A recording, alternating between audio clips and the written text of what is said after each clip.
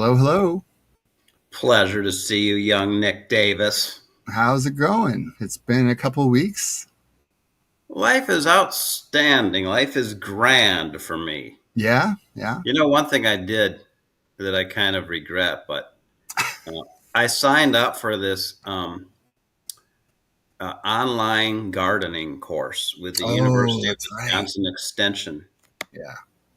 It's turning out to be a little bit more than I bargained for. They giving you homework and stuff?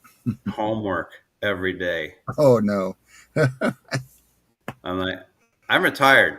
Yeah, That's what I keep telling myself. And then the second thing I tell myself is, and I signed up for this, yeah, paid for it, so I might as well finish it off. You know what I mean? yeah, yeah. Well, I'd Lord, imagine, this would be a hard time to go through a course like that. Just from the fact of, I like to do things with an immersion mindset. And so I would probably, I like gardening. If I were to do this, I think I'd want to sign up if they offered it somewhere in the end of winter so that I can be preparing for my application to real life with all the things I'm learning, right? But yeah, fall's a hard very, time because you're in the harvest period, not in the cultivate period. So yeah, very insightful. That's a yeah, very good depiction of my dilemma. yeah, I bet. But I've broken myself in so I get up and I do my language Duolingo Oh, app thing, and then I feed the cats, kiss uh-huh. Mary, have my coffee and cereal, Yeah. and then settle in and do a dozen pages of gardening textbook. Uh, I couldn't So that imagine. so I mean, I that's it. could, but not in my busy life right now. Yeah. What's going on with you? Oh man. Um, We talk about your home life, but I never hear about your employment. my employment. Oh, work. Oh gosh, my job. Um, yeah. I mean, I obviously, for those who've tuned in before, I'm a nurse. I work at the VA, and I don't do bedside nursing care anymore. I work in what they call clinical informatics. And my job is really to support and serve all the clinicians that interact with data, as well as the electronic health record and navigating all that. So um, the VA has a pretty tough road ahead with their new EHR deployment. So it's got some pretty massive ramifications in Spokane here where I live. We were the first site to pilot it, and we've been using it for going on 4 years. Um, and it's been rough. Lots of, I really feel for my clinicians that use the system because they're the ones that are trying to balance patient care with also the demands of an electronic health record that's just not always functioning the way they would like it to, or takes away from their opportunities to attend to the patient versus the ticky tacky fields and boxes and getting credit for things, all that. So it's a tough balance. And yeah, I'll admit sometimes it's I feel burned out, and Uh, but I also enjoy it. Like I don't know that I'd want to go back to patient bedside care. There's challenges with that too. oh Um, yeah, so, but I I do didn't know feel that like you weren't it's doing bedside care. yeah, yeah. I've been doing clinical informatics for a bit now.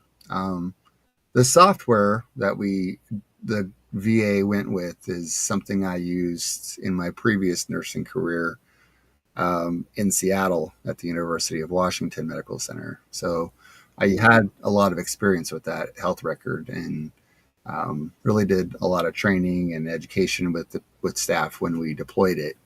And then I just turned into a full time gig, and yeah, I love it. so That's really cool. yeah, so I actually work 4 tens. I work Mondays are my days off.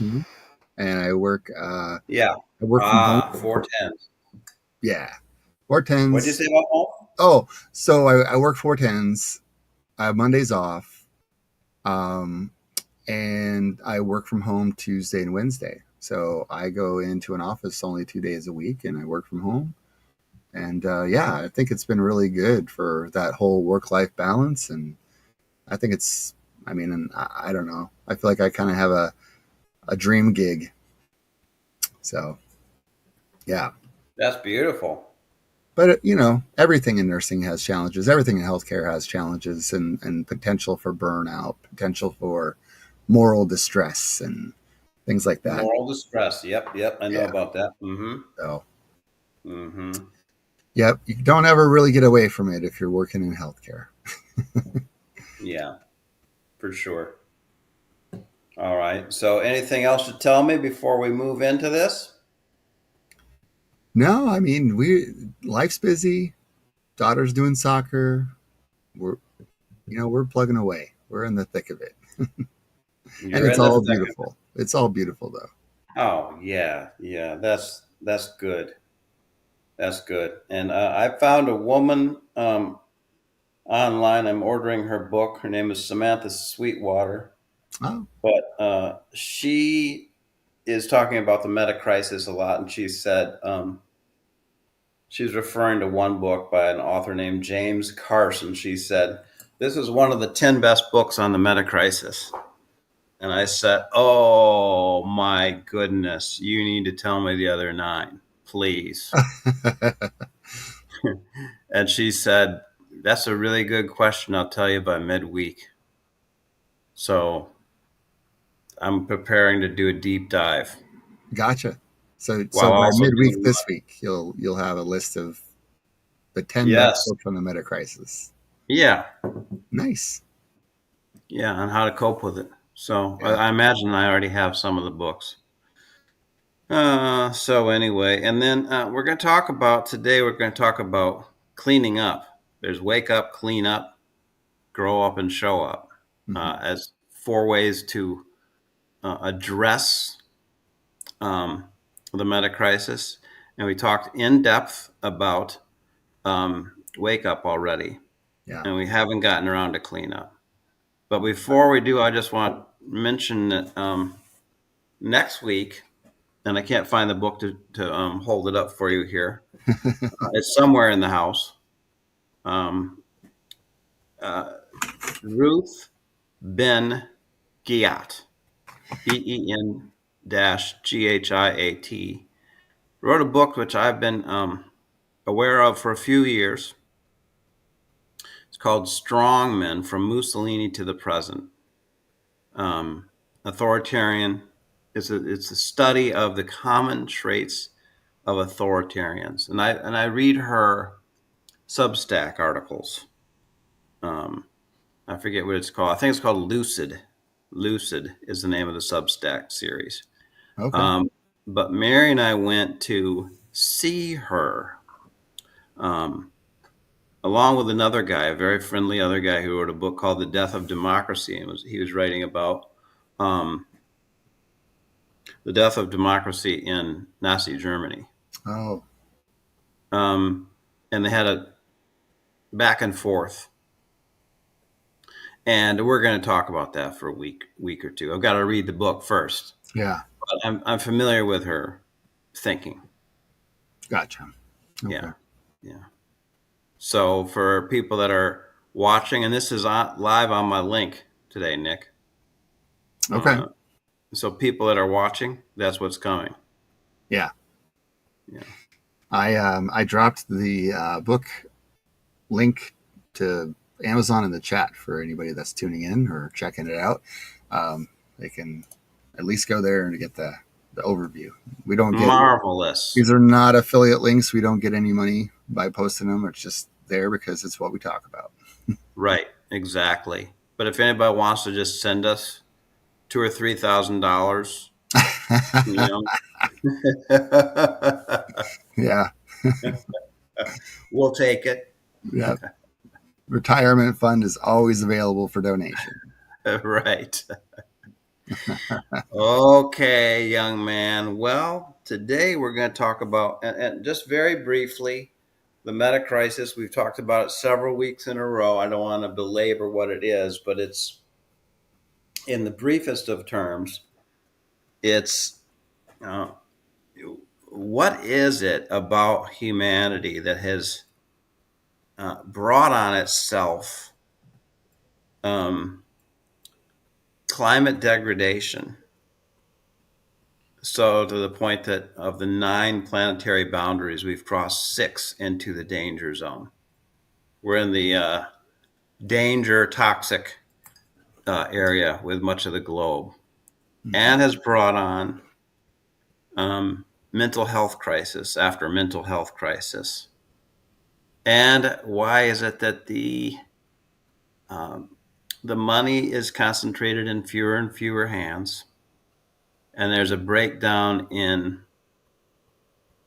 trust in governmental institutions, societal institutions, cohesion, uh, a an agreed upon narrative. Right.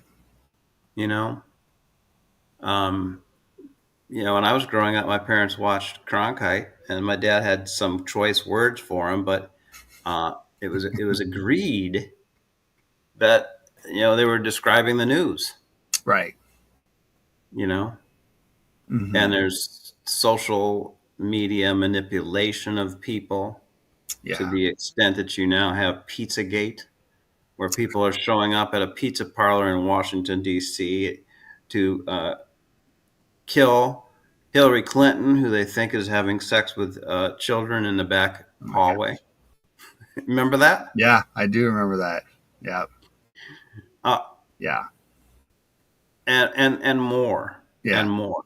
There's Yeah. more. Oh, I scroll my news feed on social Mm, Facebook or whatever, and you see something, and it's just like, oh, this even says something AI on the mm, watermark, and yet people still put it out there as though it's truth and it's gospel. And I'm like, gosh, just stop with that. Yeah, it's yeah, and school shootings. It just goes on and on, goes on and on. yeah. And we're looking upstream of that to see what it is in the human psyche collectively, even though there's a famous book in the 50s, Moral Man and Immoral Society. Even Mm, though a lot of us are good, there's gazillions of us that are good people, and still our collective comes out really dysfunctional, yeah, yeah. you That, know? that is a weird phenomenon.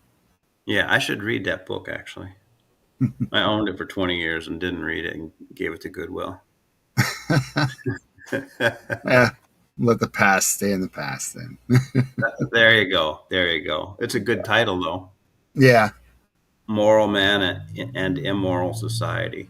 It yeah, shows, it just lets us, reminds us what we all know, that there is that dilemma. yeah. So, how do we navigate it? And Right. I posit to people that one little way to navigate it is this 4 activities that a person named Dustin DePerna came up with. Um, and it's wake up, clean up, grow up, and show up. Each of us, and in groups. And we talked about waking up. And people can go back and look at our previous episodes to see what that is. Yeah. Clean up is what we're going to talk about today. And that means showering, of course. Sometimes I can't start my day without it. Right. And it means, cleaning up your act in terms of, you know, getting off of drugs, Yeah. getting off of DUIs, Mm. getting off of domestic violence. Don't do that.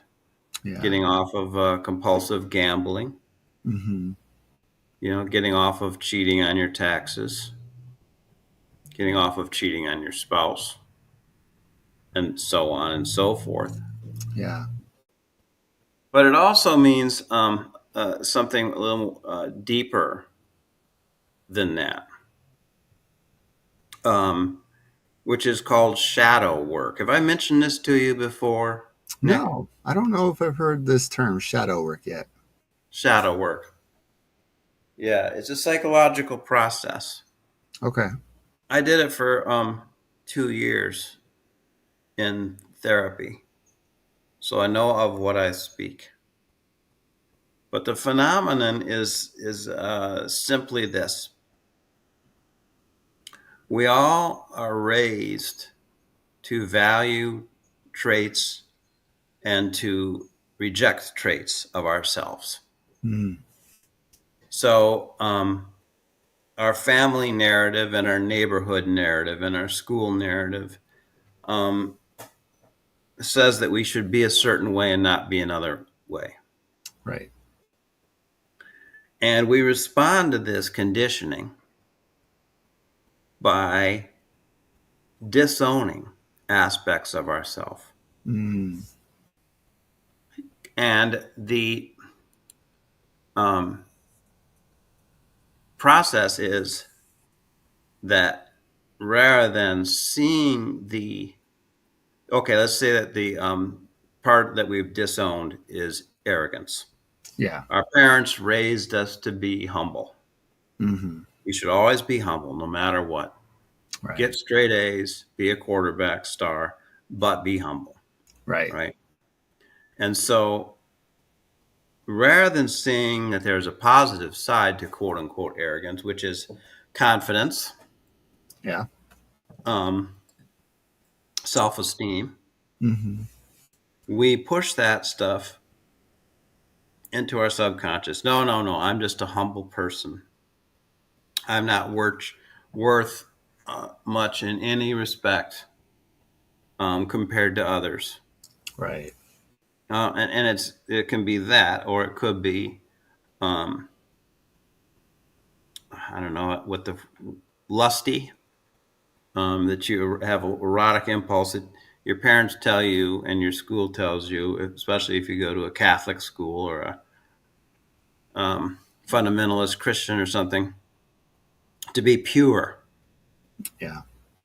you know, and put your sexual urge um, down in the basement Yeah. where you bring it up, you know, 3 times in your life to make babies, you know, Right. Right. as opposed to integrating in a mature fashion your uh, sexual self. Yeah. Everybody has one, Mm-hmm. and having a mature approach to it, Right. owning it. Right. Um, and there's others. There's quote unquote greedy, Mm-hmm. and there's an alternative way of looking at that is that you um, want to make a decent living so that you can live and even enjoy life, right? Yeah. Mm-hmm. But you disown it. And then the trick that happens, how it becomes shadow, is let's go back to the humility thing.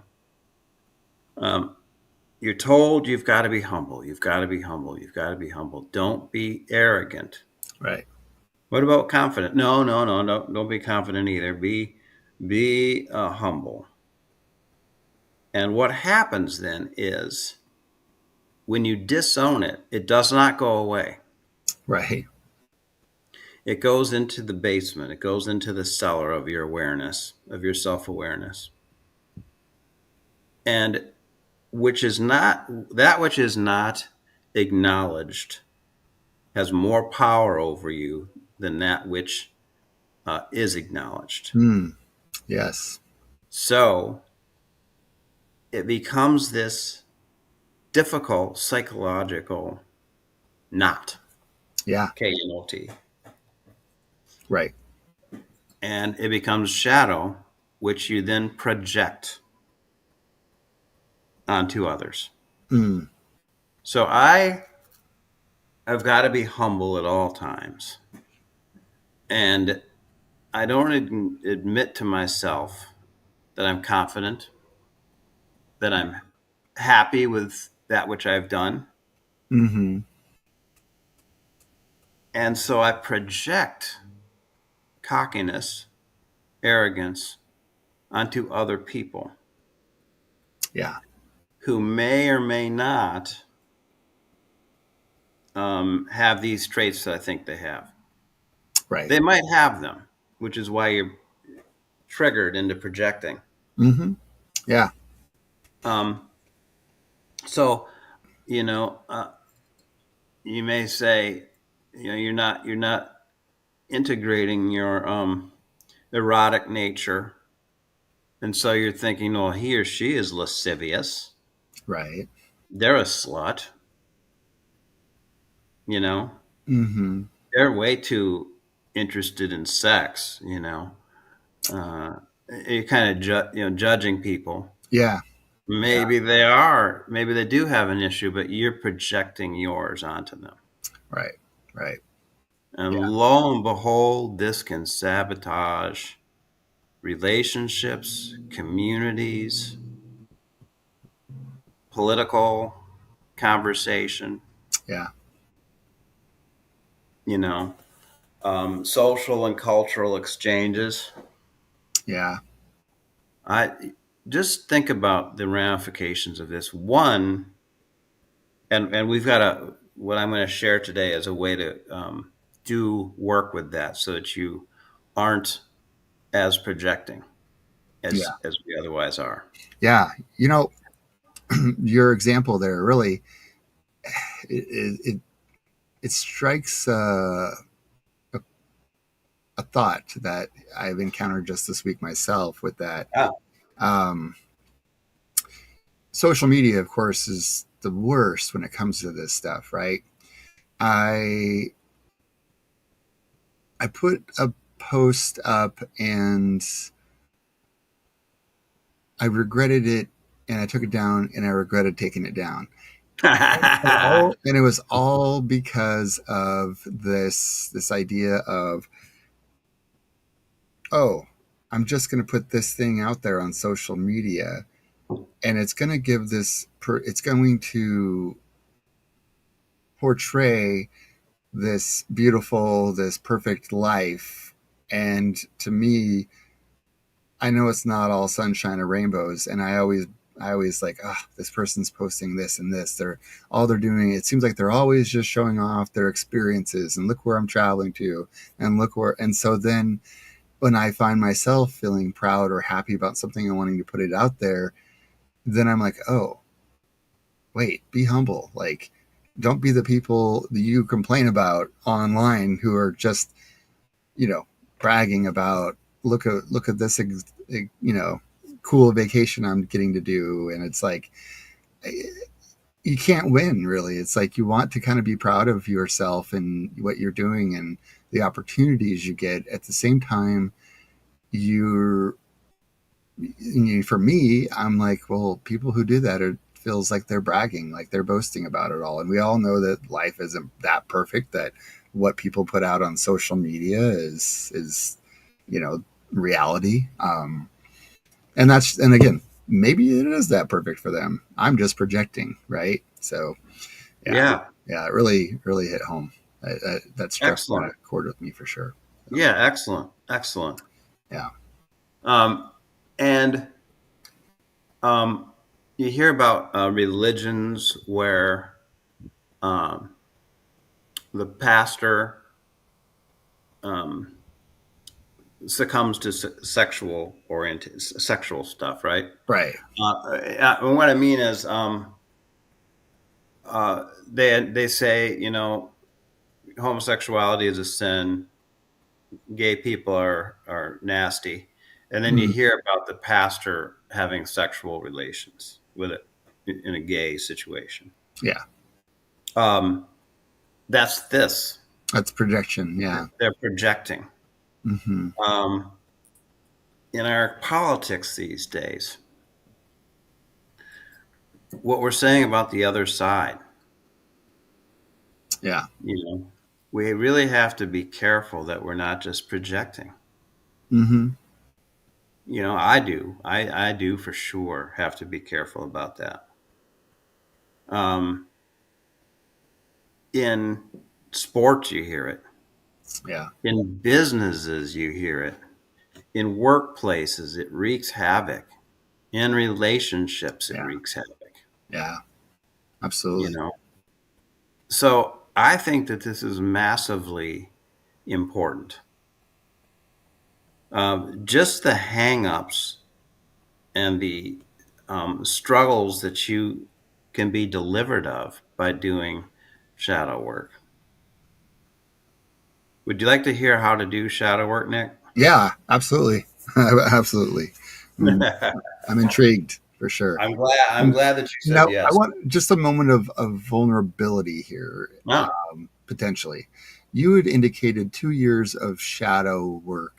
yeah, Was this in a therapeutic yeah, therapy situation of you engaging in therapy, or yes.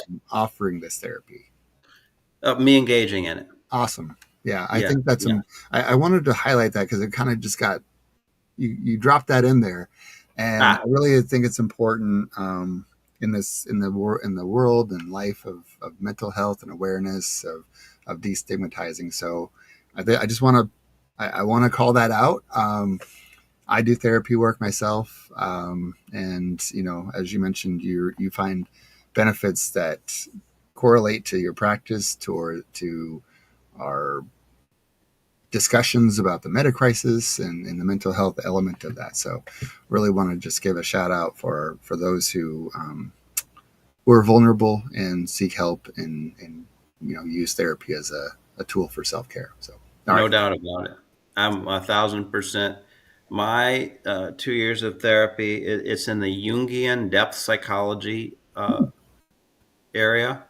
Um, and we did shadow work on a weekly basis, yeah, dealing with my shadows. And here's a guy who um, had a PhD in clinical psychology and then went and got a second PhD at the Jungian School in Switzerland. okay, And then he did 20 years of therapy, and then we meet. And I said, I really want to do shadow work. I really want to explore what my shadow is. And after about a month, he's like, well, this is your shadow. And he points out this, this, and this. I'm like, I don't want that to be my shadow. yeah, He was on point.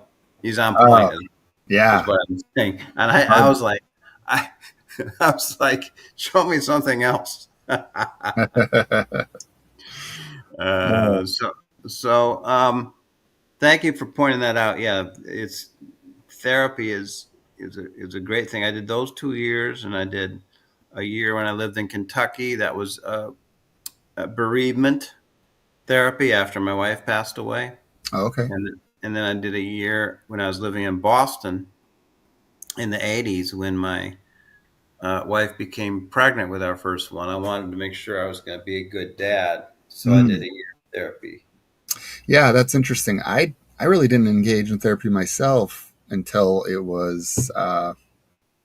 I mean, I wish I had sooner. I think once Yeah, people do, they're like, "Gosh, I should have done this crap sooner." I would have, yeah. But yeah, it wasn't until my second daughter was born, and it was like I had postpartum depression. They don't yeah. talk about the husband, having that as well. So there was kind of the world circling around me and playing whack a mole and all that. So yeah. Very good. So Very good. shadow, yeah, let's hear it. What's the overarching theme and So you're general going about process? your day and your week, Uh huh. and on your landscape of social awareness, this person, this person, this person. You show up at the hospital, and there's the person that lets you in the gate, and there's the people that you meet in the hallway, and you just and I've got to say another thing.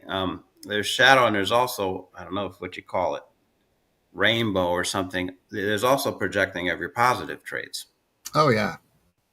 Um, but we're talking about shadows for now. There's somebody on your landscape of social awareness who triggers you, Mm, who pisses you off, who uniquely, uh, you're like, that person bothers me. You might not see them more than once a week yeah. or once every 2 weeks, but they're the person. And you look around, nobody else is that perturbed by them. Mm, There's where you're hung up. That's your catch. That's your shadow. mm, It's almost like you've got an emotional Geiger counter that's going around. And you're seeing, oh, they're fine, they're fine, they're fine. Deep, deep, deep, deep, deep. There's the person, yeah. or maybe it's three people. Uh huh. You know, oh, they annoy you. And as I made pains to point out a little earlier, they may be, just because you're projecting shadow on them doesn't mean that they're clean. Right. You know, but you just taking responsibility for yourself and not for them, you can develop a habit.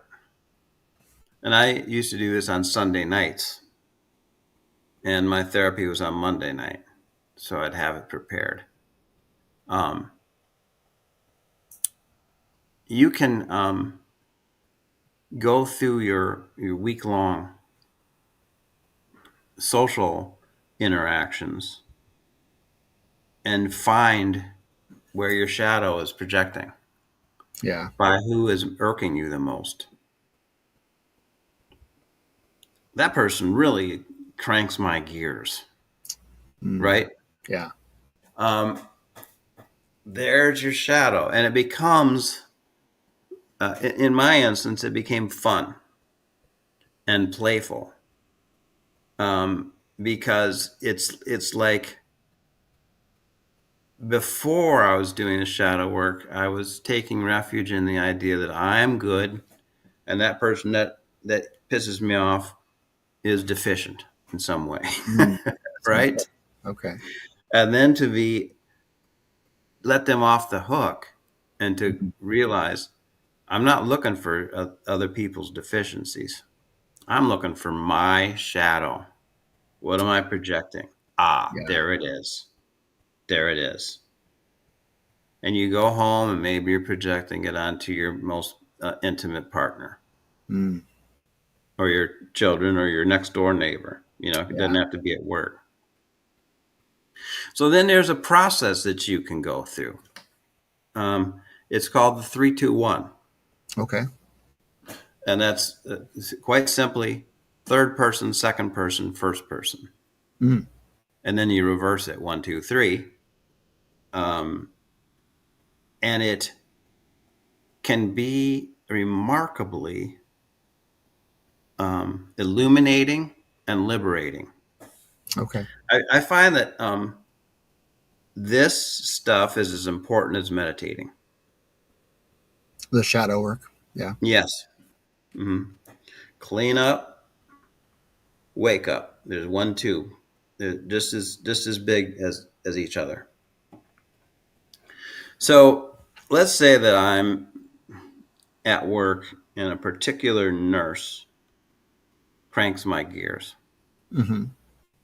and does so, and this is a female nurse, and does so regularly. Ugh, they're just so annoying with the way that they're so caught up in themselves. Oh. Okay. Ah, they're so annoying in how caught up they're in themselves they are. So I sit down on Sunday night, or whatever night, but for me it was Sunday night, and I say, I'm going to try to come up with an artificial name for this person rather than using her real name. I've got a name here beside me over here. It's called Sparky. So So I'm thinking about the nurse Sparky. She's the one that really cranks my gears, Yeah. irks me on a regular basis. Asks me what um, I think of her, and it's like, oh, okay, so 3, 2, 1. The three is the third person. Okay. Describe the situation in the third person, out Okay. loud and with precision. Okay. Don't say, Sparky pisses me off because she's just so uh, annoying. Yeah. Yeah, Right. that's not adequate. Yeah. Adequate is, Sparky makes me uncomfortable and irritable a few times a week because patient care, the way she goes about it, is about her and her glorification. Mm. She seems to be in it to make herself feel good about herself. Mm. The well being of the patient isn't the most important thing to her. I would describe Sparky as narcissistic. Okay. Okay, so now I've just described it. And I'm Mm. not saying this to Sparky. Right. I'm saying this in the comfort and privacy of my own home. Mm-hmm. That's third person. That's the three. Now, two is second person. So I set up an empty chair where I have envisioned that Sparky is sitting. I don't do this in my person, in real because it could disturb the work setting Yeah. or the home setting. But now I describe her in um, second person language. Okay. And you'd be amazed, Nick, how awkward and difficult this can be sometimes. It's Yeah. not just easy because if you really are imagining that they're sitting there, Mm-hmm. then it becomes an actual confrontation. Right. They're not there, thank goodness, but you describe what you just said to them. Yeah. Okay, Sparky, I've got this issue with you. It sets off my emotional Geiger counter 3 times a week. I get triggered. Um, I'm working on my self development, my self growth. I'm trying to be not part of the Metacrisis, but part of the solution to it. And I'm doing this stuff called shadow work. And you are uh, evoking my shadow for me. And the way that you're doing that is it seems like when you visit patients, you are in the room for self glorification. Mm. You're more interested in your narcissistic gratification than you are in actually helping the patients. You're more interested in talking than in being heard, than in listening. You're Right. more interested in being heard than in listening. Mm-hmm. And it irks me. It irks me. And what do you think about that? And then you give Sparky a chance to speak for themselves from their perspective. Yeah. And when you really open up to it, really imagine them sitting there, it is absolutely amazing how your mind can come up with what their perspective is. Yeah. It's like you already know what it is, but you just didn't think it through. Yeah. Sparky says back to me, "Well, John, I'm sorry that you feel that way. I really do enjoy visiting the patients. I don't really think about whether or not it's for my narcissistic gratification or for theirs. we just get along really nicely.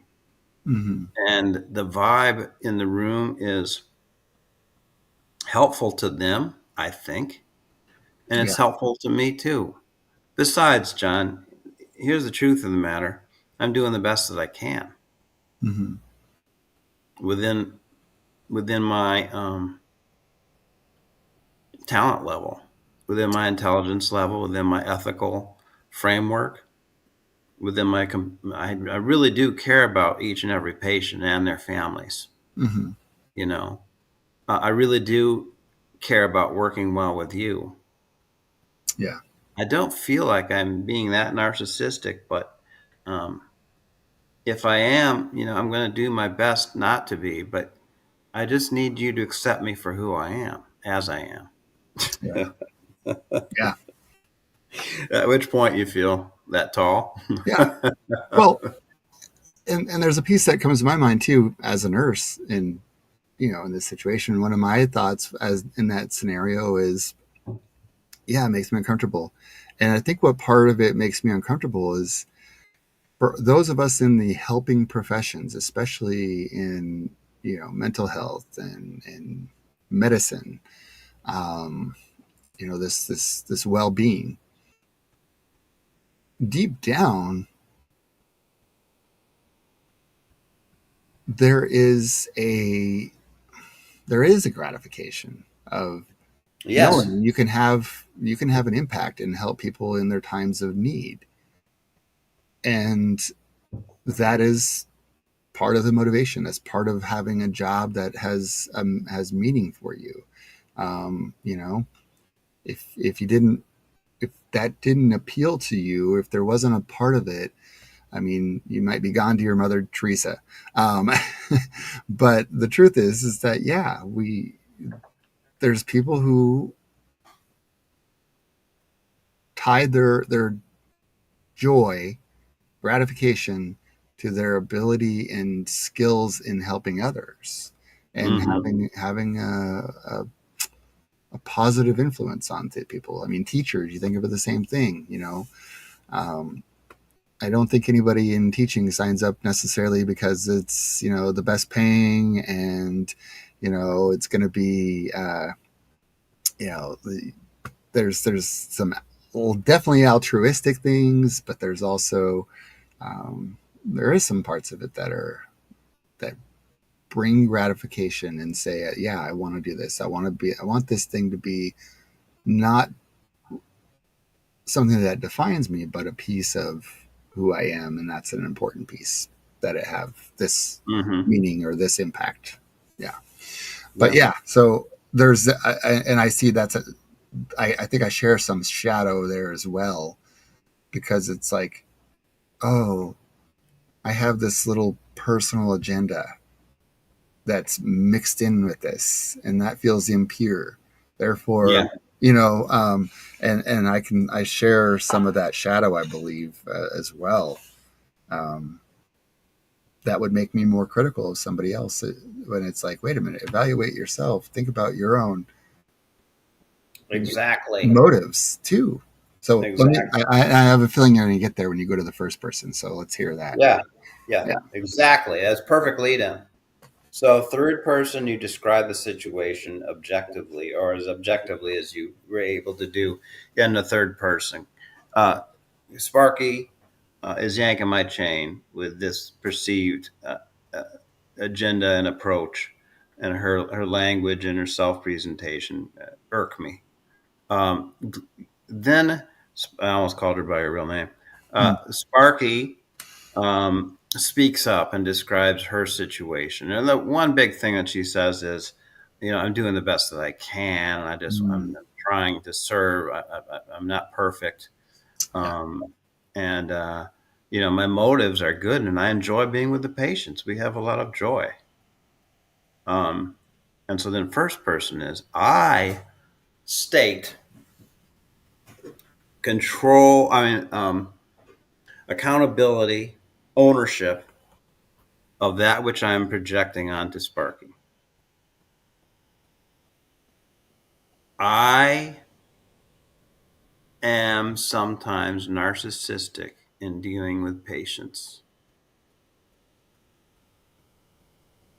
because of this, and this. One thing is that narcissism is an immature development of self-esteem. Mm. It hasn't gone all the way in growth. But I'm seeing what's inside of me, which I have disowned. Mm. A desire for self-esteem, a desire for self-valuing, Mm-hmm. which hasn't evolved fully yet. And so I'm projecting it onto poor Sparky, Yeah. and she's yanking my chain. I am narcissistic when I go into the room. And it's not self-shaming to acknowledge this. Right. It's more a line of self-healing, Okay. and also of healing of your relationship with Sparky. So 3, 2, 1, and then you bring it back to talk to yourself in the second person. And then 3, you can point it out in an objective thing. I'm going to, you talk to yourself sitting on the chair now. It's okay for you to have what you perceive to be narcissism, because it is what it is it's a not fully developed version of wanting to embrace your competence and your capability Mm-hmm. and your value. And then in the third person, um, you can talk about yourself. You're pulling back the shadow from Sparky, from whoever the case may be, and you're saying, I have a shadow projection, which I put onto Sparky, of narcissism in her, the way that she relates. That's okay. Everybody has something of projection that they do. And what this is I have disowned the desire to be fully evolved, fully competent, and to have joy in my interactions with the patients out of a sense that I need to be selfless. Right. Yeah. Uh, then you've done your 3, 2, 1 projection on a Sunday night, and you go to work and you see her. It's kind of like the practice that I do, the loving kindness meditation. Mm-hmm. The transformation that can happen when you see them again. You're like, oh man, I've been seeing you. I haven't been seeing you. I've been seeing me. Right. Right. I've seen you physically, but I've been reacting to my own stuff rather than to you. Yeah. And it's a liberating thing. Mm-hmm. And then you start, if you do it long enough, you start seeing it almost before it starts, or almost immediately after it starts. In the sense that you're going about your day, and all of a sudden there's your trigger, there's your Geiger counter, and you go, excellent, excellent. I'm going to be doing some 3, 2, 1 shadow work over the fact that I see her as overly lusty, Mm. Okay. Yeah. as Yeah. overly sensuous. This will be interesting. It becomes like that. Mm-hmm. And then you see other people doing projections, and you just kind of chuckle. Yeah. They're so bad, they're so evil, they're so bad, they suck, and you're just kind of like, ooh, your self description is really strong there. Yeah. Yeah. Yeah. That's a, I mean, so when, we're talking about this idea of cleanup, and, Hmm.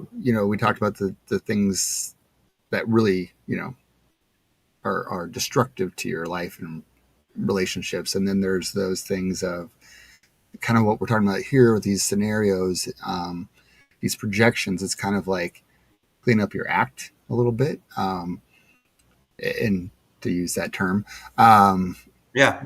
because you're cleaning up your negative viewpoints of others that are really shaped on either like your own,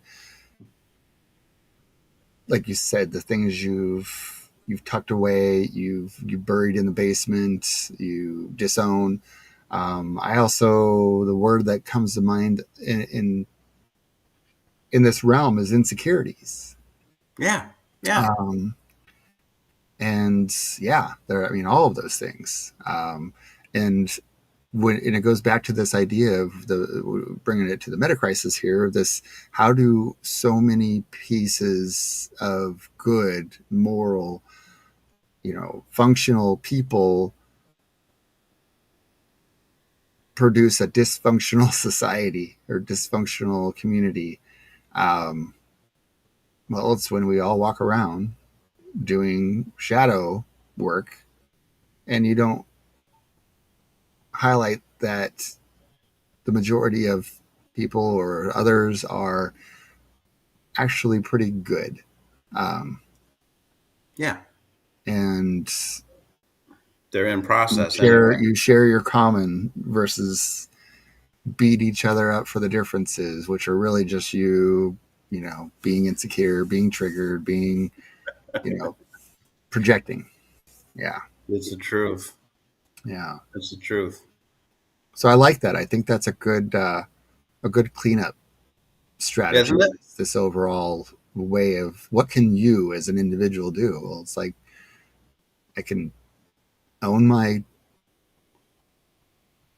my demons, own my stuff, and work on not projecting onto others. And then the step farther is that being accountable to saying, this is me. Here's how I'm going to work on that thing because it's something that I